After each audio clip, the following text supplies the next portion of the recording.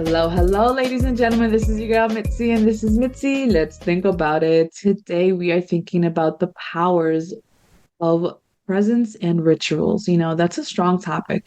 It's a strong words just to put in together in one sentence, let's be honest. So luckily for me, I have Amy, a special guest on my show, to really discuss this so we can think about this and possibly in a different light and a different viewpoint. So I have a really big question because, when people think of the word rituals, Mm. sometimes they push them away automatically. hmm So when you think of the word rituals, what does that mean for you? For me, it's a little bit more of a mindful routine. And so if you think about routine, so we brush our teeth, we don't really think about it. We No. might have an exercise routine or we might have a reading routine. And, it's just kind of embedded into our lives without putting any thinking to it. And so Yeah. for me, a ritual is more of a mindful way of doing something that really helps you. So becoming aware of what we're doing, which we live in a fairly, I'm generalizing here for sure, but a kind of mindless society. We do Yes, things without thinking. I love that you're having a podcast about thinking. And for exactly. me, it's actually, thinking a little bit from the heart too, so like dropping down into that heart space and doing whatever it is that gives you joy, but also feeling a powerful sense of self. Yes, I think that's Yeah. beautifully said. So I guess to put it all together, when you hear the words, the power of presence and rituals, I mean, what does that mean that? What does it mean to you? Yeah, what does it mean to Yeah. you? I Yeah, mean, that's a strong statement because it is. rituals, you just said, it's about your routine, about what makes you feel good, about the hmm discipline that comes with it, hmm because there's purpose in discipline, you know what I mean? Because you're not disciplined for no reason, because hmm then you have procrastination and laziness and you're not getting nothing done, Yeah. you know? But when you have purpose and discipline, then there's a beautiful outcome that you're gonna cut, or like that's gonna appear. hmm So that when you say presence, like eventually the presence of what I'm working for is going Yeah. to be the power that I'm going to embrace. And so when I think of that, that's exactly what I think of. That's what I hmm what I feel. I mean, and yourself.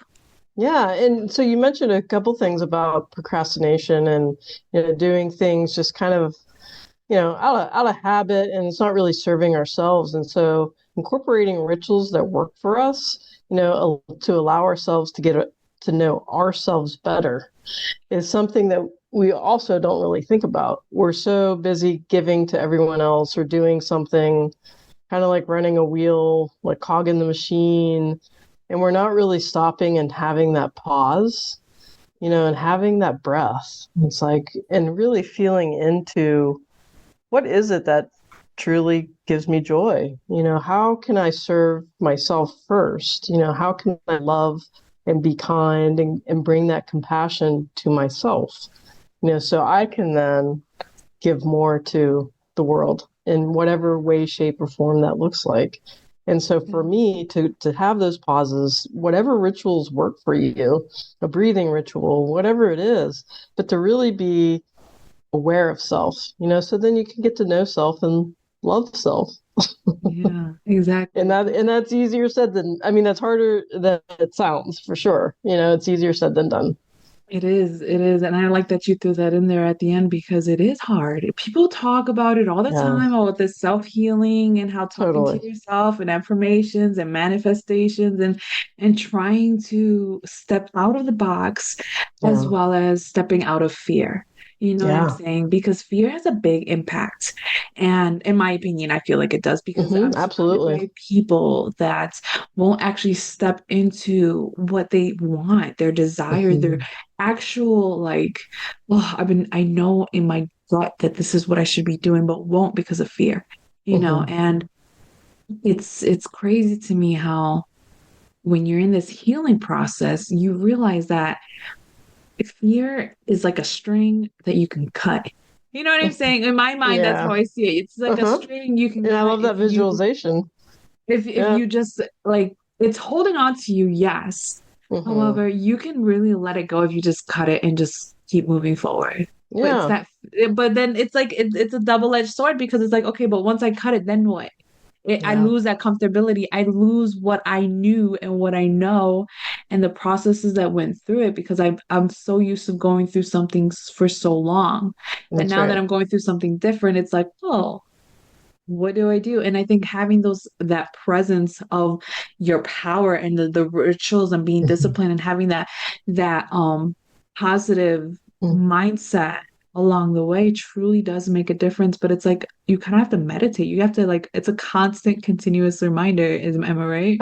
Absolutely. And you mentioned the healing process, and that's lifelong. We don't end up on top of a mountain levitating, filled with, like floating in space. I know, right? And I think that's, it's kind of like the detriment of, I mentioned this briefly before. It's like, I think that's the detriment of all of our constructs and the things that kind of were built to control and divide us, and so that really in my opinion that really kept us from ourselves, and so for me, like getting to know myself and incorporating rituals, you bring up meditation. I think meditation is the most powerful force on this planet. And the other detriment, and I'm talking, this goes back to the constructs, is like there's no right way to do it. We're so much of a society of like what's right, what's wrong, and if you're doing this way, then you're bad and you're not good enough, the kind of thing. And so then Exactly. that defeats the whole purpose, and it just really intimidates folks. And you mentioned about the fear. There's so much fear in all of it, whether it's coming from the outside in, or that space from inside out. Yes. And you asked, how do you combat that? And it's like getting to have that foundation, that really strong sense of self, through whatever it is that helps you the best, meditating in whatever way works for you, and Yeah. finding different modalities that work for you, and surrounding yourself with people like yourselves who are curious. And I think curiosity is very underestimated too. It's like becoming complacent and in our bubbles doesn't really serve ourselves either. And so Yeah. I put a lot in there, but it's all the same thread, in my opinion, and like being able to zoom out and see that a little bit, I think is very helpful for each one of us. Wow, I really like the fact that you use thread. So it's like we're still using the analogy of the string. And Uh-huh. you're absolutely right because people can feel bounded by certain different parts, but it's Yeah, all the same string. At the end of the day, you absolutely. may say, "Oh, but I'm attached here, here, here, here, here," but in reality, it's all connected to one being. You're the main Exactly. denominator. So it's like, maybe we need to really think about this. And then to realize we're all interconnected, and there's so many quotes throughout history from, all the wise ones that, we tend to quote. And I think it was MLK. I'm not sure, but it was, we can't heal if we're not all healed. And so like, I can't be fully healed until my world, until you're healed, until my community, until our planet, until all of our beings. And I know that seems really intimidating to think about, but it starts with one person at a time, and it starts with us. So the more that I embrace my journey through all of its ugliness and its celebrations and everything else, the better off it is for you and for the people in my life and the people in the world. And I know that sounds kind of esoteric, but I really believe in that power of oneness, that unity, and coming into that thinking of non-duality, that we Yeah. are all one. Yeah, That, I think that's a great yeah. point, because we live in a society that's hurt. You know what I Yeah. mean? They hurt and they project out that hurt onto other people. Hmm. And then they hold on to that. Oh, I'm independent, so I can hurt other people because I've been hurt before. Right. You know what I mean? And they're just scarring the world, scraping the world along the way because they've been hurt and they feel scarred up, so they got to scar other people up too. And to have that one mindset, Yeah. it's it changes your perspective because it's like, okay, that's not my grass, that's our grass. You know what I mean? That's That's not right. my school, that's our school. You know what I mean? That's not Mm, my library, that's our library. We're mhm. all doing this together, we're all utilizing it together. So when you take away that I perspective and you realize that we are a That's right. are real, then it makes it different. It does. It really Hmm. makes a difference. And it's funny because my husband all the time gets mad at me and always jokes around and says, "Oh, we," because I'm always saying we are doing this together. Hmm. We. And he's like, "No, it's never we. It's me or you, but it's never we." And it's like, "No, it's we, always we." Because Mm. we always will impact each other, and I Yeah, think that's something that yeah, for sure. yeah. Yeah. And I think that's the shift that we feel and we can see, and, depending on where you're looking and who you're looking to and what you're viewing, is that shift of going from the me to the we. Yeah. Yeah. So I'm curious, Uh-huh. what made you stumble into this? What made you realize that you needed to get into this for yourself? You know what I mean? Wow. When Yeah, did you realize, like, for sure. Amy, time to wake up, Amy? No kidding. Well, I think I'm still waking up, and I think I will continue to wake up. But yeah, that's a really good question, and it's not easily stated in a sentence or two. I think it's, the culmination of all my experiences that led to this moment. And some of those experiences have included, growing up where I did with the people around me that were there, and being I don't want to say made to feel, because it's my choice to feel it, but for lack of a better phrase, that made to feel lesser than, for being a female, for being in the queer space, for being whatever label or attachment that people wanted to put on me without Yeah, knowing who I am. exactly. And so, my experience with the labels and the constructs throughout my life that really, really wanted to put me and everybody in a box and kind of paint you in a corner, I think that really fueled my anger. And anger, there isn't a bad emotion. Anger is not a bad emotion, Sure. but it's how, I embody it and express it, and Yeah, or the lack thereof, or whatever that looks like for me. And I don't want to be that person in the world. And it's still part of my journey of how to be detached, but also part of that healing process. And, yeah, I was, and for, also for me, like having the people around me and even listening to the content that I do, like I love Pema Chodron so much. She's really real. And so she was just recently on a podcast with Dan Harris, and she was talking about, her life of service, and, her moments of anger and her moments of, and she's a Buddhist nun. And I just felt that, yeah, to be able to be vulnerable, to talk about our journeys of everything that led us to this moment, that is part of our healing, because exactly. we're not we're not better than anybody else. And coming into that sense of weedom and caring for each other and our communities a little bit, while not being kind of like a judgmental asshole kind of thing. And I know. It's hard not to be judgmental, am I right? Like sometimes it yeah, just oozes out like no totally. problem. But it's like Yeah, you have to catch yourself. And while you were talking, I noticed that you are implementing what you're learning as you speak. You know what I mean? yeah. Like you realizing like your words have such an impact on your day and day that you even corrected yourself. You know what I mean? You made it Hmm. sound in a better way, in a better format. And I was just like, wow, it just shows that it is continuous. You know what I mean? And I thank you for Yeah. that. I thank you for just being Well, thank transparent and you. authentic because that's what people need. You know what I mean? Yeah, These I agree. labels, they absolutely can paralyze you.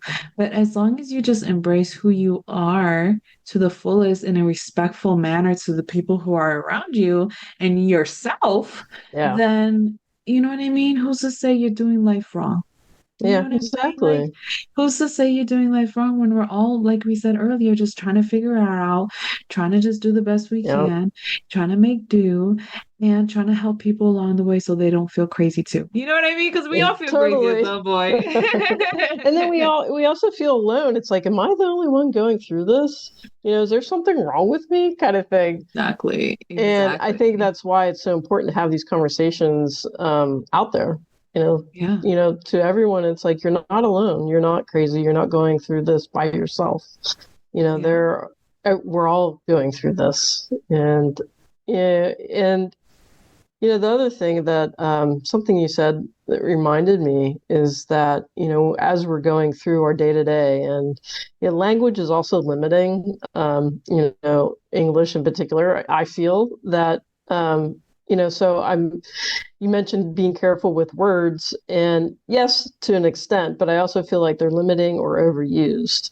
Yeah. So let's take meditation, for example, immediately half the population will be like, or, Yeah. there's some other attachment to it. It's like, well, if I'm, a Buddhist, that may be fine. But if I'm, Catholic or Muslim or Hindu, it's like, well, no, they were the creators, not Hindu. That's a bad example.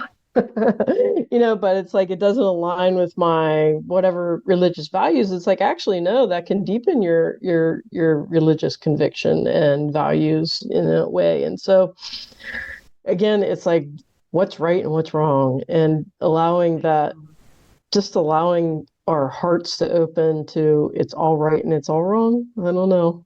Yeah, I absolutely agree. I think people do need to take that into consideration. But I'm really curious to kind of get off topic because I was Uh-huh. looking through your website and what do you make? I mean, what are you really selling? Because they're so different and unique and they do look like art. But like if you don't mind telling me more about what you Uh, delved into. Thank you. And this was born out of the pandemic, actually. My business Okay. partner and I were doing some workshops in New York City. And obviously, that didn't continue in person, but we finished up what we were doing online. And we were fortunate enough to have a space to go to in northwestern Connecticut. And really in the middle of nowhere. It's, surrounded by forests. And, my original background is in technology and education. Her original background is in engineering and business. And so this was really something that we were inspired to do. So earlier, when we were talking offline, you said that God inspired you, to have these conversations about, thinking and reaching a wider audience to help people. And it was something similar. We were inspired through our previous work. It's like we noticed that the groups that we were working with I mean, everyone's been through the pandemic who felt disconnected and despondent, and so I started leading some meditation circles, to keep that sense of community. And then Azana, my business partner, is brilliant, and she actually had some downloads, that were created into different things. And so the things that we make when we make them all by hand Oh, wow. are meant to use as a tool for to get a little bit better in touch with nature, to yourself, to Hmm. implement an affirmation practice or a breathing practice, meditation, whatever it is. And so like I carry these are our meditation beads, but I keep them and embed them with whatever it is that I need that day. And so, for example, setting intention before coming on to this podcast is that I can impart the best part of myself to whomever it is that needs it. And so me, kind of touching these beats just to get that embodied sense of that, inspiration and help for whatever it is. Um, that's our purpose. And using physical tools to do that, it brings that tactile sensory experience as a perfect reminder for whatever it is that you need at that time. And these have taken a life of their own, which, I'm going to try not to cry, but I get teary talking about it. Okay. The feedback that we've gotten from these beads, people were using them to go to their cancer treatments, and Kids who have a little bit of sensory challenges, that kind of thing. And so Yeah. they've really taken a life of their own, and just, kid just gets me all teary. It's okay. That's Oh, okay. It's yeah. okay because you know why? Because it just shows that you're in it for real. You know what I mean? Mm, This isn't a game for you. This isn't about yeah. money. This isn't about fame. This is about creating that safe Mm, space for somebody else. You know what I yeah. mean? And that's why we connect. You know what I mean, Amy? Yeah, That's yeah. why we connect That's why because we vibe. exactly, because we understand that having that Yeah, safe space is so real. It's so totally. real. And even if it's by means or any type of a tool that you Yeah. can have that gives you a sense of peace and sense of like calm for that moment, Yeah. And that's to what we feel need. connection. Exactly, with that within ourselves because we are Yes. getting pulled in every sense of direction. So it goes back to the Hmm. string getting pulled like a puppeteer by your That's kids, by your right. family, by your job, by your Yeah. significant other, by just Yeah. obligations, you know what I mean? Of That's just right. having to live for yourself. Sometimes I just want to tap out and I don't want to do anything for myself. I don't want to go to Totally. the bathroom. You know what I mean? Like And I don't that's want to do okay. nothing. You know what I mean? Like exactly. Those are the days that are just like we need to have these type of tools for ourselves Yeah. so that Yep. we can come back to reality and be like, it's okay to have stress. It's okay Mm. to have work. It's okay to have to move. You know what I Yep. mean? Because sometimes we don't even want to move, but it's That's right. okay. It's okay to have to feel, even to even feel like that. And I think that's beautiful that you allow that safe space. And to be honest, an engineer and business and technology and you know what I mean, those backgrounds brings a different light, you know, and this look Mm. at the beauty that it created.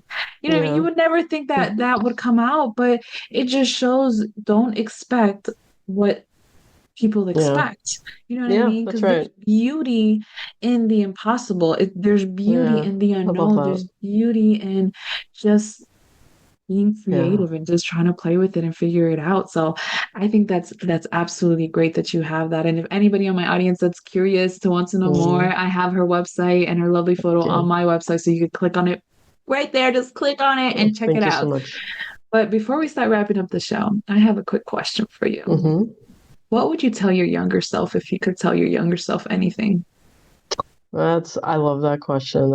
That's a beautiful question. And it's yes. And you know what? Something else it reminded me I was going to say earlier is like part of that healing process is like getting in touch with that little one, Yeah. and having those conversations with her, him, or they, whomever. But I would tell her that, you are enough. You are enough, and you're perfect just the way you are. And, you have everything you need inside of you. I'm going to get teary again because It's okay because you need we're to just tell like, yourself this. and it's like, we don't hear that enough. Even as adults, we don't hear that Yeah. enough, from ourselves or others. And really important to, really think about that and embody it as well. Exactly. Yeah. Now you have something to really think about and start meditating into your own life and reminding yourself Yeah. because I had to do that too. Especially Yeah. last year, I had to remind myself that I'm enough and, it's going to be okay. And anybody who's listening, this is another reminder for you as well. Don't think you can run away and pause it. No, no, no. It's in your head now. You're stuck with it. It's going to replay, even if you don't like it, even if you don't finish the last couple seconds. It's okay. It's in there. You are enough. Yeah, absolutely. Alrighty, that's What so a beautiful great. message. Yeah, Yes, I really enjoyed this conversation. Thank you again, Amy, for your time, your perspective, and all that you absolutely. provided to me and my audience to continue on thinking. And that's it, ladies and gentlemen. That's the show. Never forget to always, always, always keep thinking, y'all. Bye.